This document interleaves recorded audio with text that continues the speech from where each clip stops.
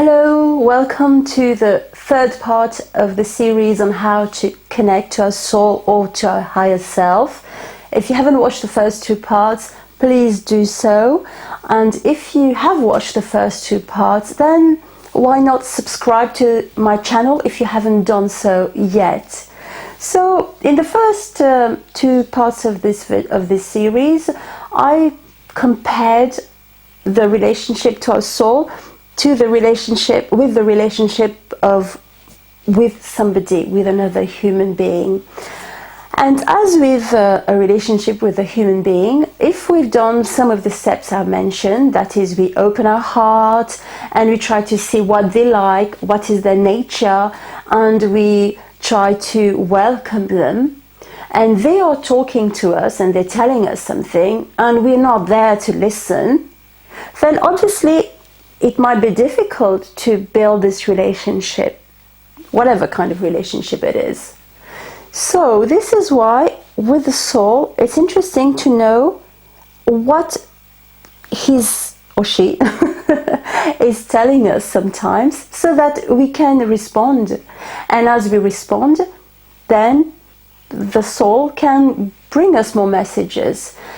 Because the soul, when it gives us messages, it's never just for the sake of it.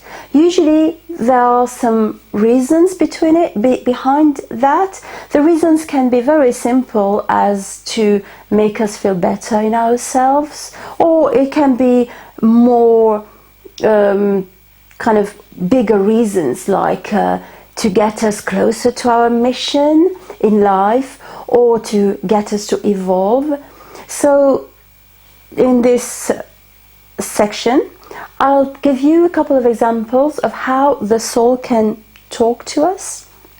One of the typical ways, which is the most common, is throughout our life it brings us some thoughts that are recurrent. I'll give you an example, which is a personal example. I've always been fascinated by people who draw or who paint, and I've always had this thought coming to me as to, get some pencils, paint, or whatever. But when I was a teenager, if you see me drawing, you just kind of laugh, because if I tried to draw a face, it would look like, I don't know, it would look like a guitar. If I tried to draw a guitar, it would look like a mouse. I don't know. So because of that, and because I was thinking, well, it's not for me, I don't know how to do that thing, I never really done it. But this thought has been recurrent. It's not like every day, of course, but within years, it kept coming to me. This thing of, go about and paint or whatever. And strangely enough, I also met regularly people who paint. So when I started my journey, consciously started my journey about reconnecting to my own soul, I listened to this calling, and I got paint and canvas and all that stuff. And you know what? Since that time, I am now receiving painting that comes from other realms, and these paintings have got specific vibratory codes that help in healing. So had I not listened to this call, I wouldn't have been receiving those paintings. So I'm not saying that every time we receive some calls from the soul, it will bring like some amazing stuff. But this is to give you an example of why it can be important and interesting to listen to the calling of the soul. Having said that, the calling of the soul will always be in positive calls, because remember, its nature, as I said in the other video, its nature is kind of light, it's kind of spontaneous, it's more joyful. So it won't be sending you recurrent thoughts like, I don't know, go and destroy your neighbor's car or something. No matter how many times it comes in your head, this kind of thought is not a thought from the soul. So I invite you to pay attention to recurrent thoughts, or see what is the thought that's been recurrent for a long time, and possibly, if you have the time, go about and do it and try it again without putting any pressure on yourself, because as in any relationship, if you start by putting loads of pressure on yourself or on the other, generally it's bound to be conflicting. So it's just about experimenting the different callings. Another way the soul kind of brings us messages is through the dreams. And if you've got a recurrent dream, again, it doesn't mean that you have to do exactly what the dream says, but maybe there is a message in there, and possibly connect to the space of the heart, breathe in and breathe out, and say, well, okay, I think you're sending me a message. Could you send me something clearer regarding this dream? And possibly pay attention to your thought. And as I said in the other video, to lie down and to be silent. So maybe in this moment there will be the message about the dream might be more clearer. So again, it's recurrent dreams that come over sometimes many years, and it doesn't have to be everyday dreams. It can come I don't know, every 6 months or whatever. So these are some of the ways that we can hear the call, and as we act upon some of the calling, we build this relationship, and the way the soul can talk to us can go very, very far. So nowadays, for me and for some of the people that I guide, the soul even kind of my soul even sometimes takes my hand and get me to put the, I don't know, maybe put the camera at the right spot. It can go very, very far. And I'm not trying to freak you out.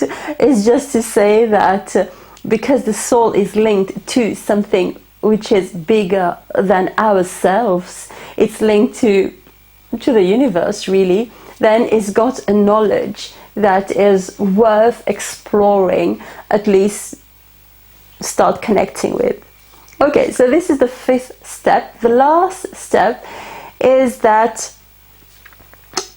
if we are trying to connect again with somebody, let's say 2 people, but in between those 2 people, there's lots of individual problems. Let's say one person has all their life had suffered from love relationships, and the other person has all their life never had a relationship. So both of them have got some sort of issues and problems. We all have, don't we? But I'm just trying to show you in terms, just to make the comparison between relationship and the soul, yeah? So there might be times where these issues, one maybe it's the issue of having been alone for many, many years, and the other one probably the issue of having been always maybe taken advantage of in relationships. So then those issues sometimes they can start building a wall.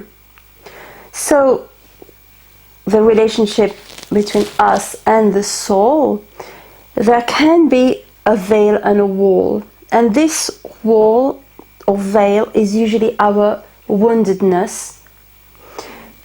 As human beings, we have got a history, don't we? Personal history, but not just personal history. We've got family history, we've got the history of the country we're born in, we've got the history of humanity even. So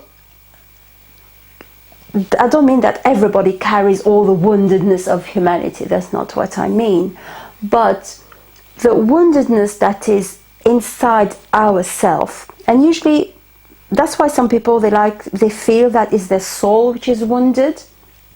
It's because they feel the woundedness so much. And some of the woundedness is also unconscious, because we've got in our body all some sort of memories which can be unconscious. So depending on your history, depending on your life path, and depending on whether you want to connect your soul or not, then it is, I would say, it's one of the most important steps. I said the first step was to connect to the heart space, but I would say the second most important is to do a healing journey regarding past wounds and also unconscious memories, because then we can lift a little bit the veil and learn to connect to the soul. And if you do maybe think of recurrent thoughts or recurrent dreams, you might possibly understand that the soul does tell you to look at past wounds and past woundedness and clear out your body as in what is inside the body. Again, I'll give you a personal example. I've always had this dream since as far as I remember, of kind of running away and leaving a shoe behind and never be able to get that shoe. It's quite a horrible dream, really, and it has come to me every now and again over 40 years. And at the time that I reconnected to my soul, I definitely knew what this dream was telling me. It was telling me to look at my issues of being abandoned somehow. Being abandoned can be many ways. It doesn't mean your parents have abandoned you, but the issues of loss, about loss. And so healing this is part of the journey. And how do you do that? There are many ways to do that. As for myself, I am grateful to have received tools about healing those wounds, which I share in workshops and in personal people that I guide in their personal journeys. So I give those tools out, and also give as I said, workshops and personal. But for the YouTube channel, I'll be making a series about how to heal and from past wounds, and this will come in a series. I'll also make a couple of collective healing sessions, because this is one of my gifts, is to be able to channel healing sessions for globally for many people. So I will also be giving some healing sessions on this channel. So please do subscribe to this video and subscribe to this channel, and like this video, and let's go along and see how it goes. Do click the notification bell, because this is how you will be notified of other videos. And as I said at the beginning of this video, the soul and us is building this relationship and being heard. It's the same thing for me and you. So soul to soul, to build this sort of, even if it's just a virtual relationship, then of course I do need somehow your support. So whether you leave a comment or you like the video, this is how I can get encouraged to share more knowledge and tools to help you. So thank you for listening, and see you very soon. And soul to soul, sending you lots of good things.